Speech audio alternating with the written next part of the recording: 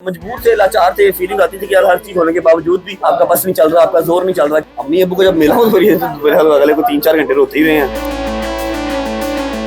मैंने खोला भी हुआ मैसेज, क्या लिखा हुआ है? रजब भाई, after reviewing your situation you should, क्या आप अगले 4-5 साल अपने पाकिस्तान नहीं जाते? मैं कहा मेरी तो आधी उम्र कम हो जाएगी।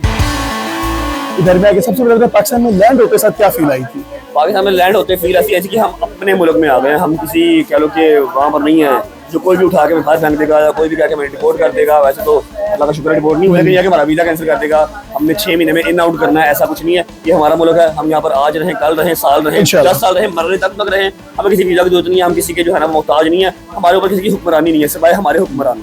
अच्छा, बेस्ट मोमेंट था आपके पास उस मौके पे कि आप असाइलम अप्लाई करते थे, आप ना आ सकते थे, लेकिन आपने फिर भी पाकिस्तान में आप आए हैं। मैंने खोला भी हुआ मैसेज, क्या लिखा हुआ है? रजब भाई, after reviewing your situation you should immediately shift your case toward asylum.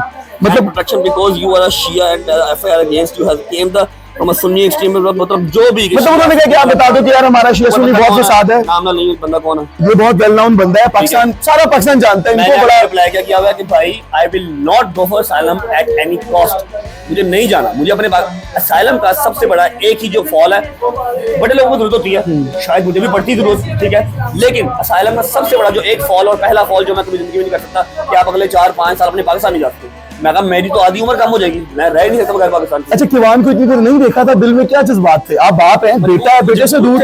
मजबूर थे, लाचार थे, फीलिंग आती थी कि यार हर चीज होने के बावजूद भी आपका बस नहीं चल रहा, आपका जोर नहीं चल रहा कि आप पहली दफा जब किवान को उठाया क्या मोमेंट था? परफेक्ट मोमेंट था। मैंने कोई कैप्चर नहीं किया, मैंने कोई ब्लॉग नहीं बनाया। मैंने कहा यार बाप बने आप, बेटा पहली दफा बेटे को गोद में उठाया, दिल के क्या जज्बात थे? वो ऐसे ही था जैसे अपना ही कोई जो है ना वो जिस्म का टुकड़ा पास पड़ा हुआ है, वो इंतहा का खूबसूरत। माशाल्लाह बहुत खूबसूरत, अल्लाह पाक उसका अपना फरमाबरदार बनाए और बहुत बहुत बहुत अल्लाह उसको सेहत वाली जिंदगी दे।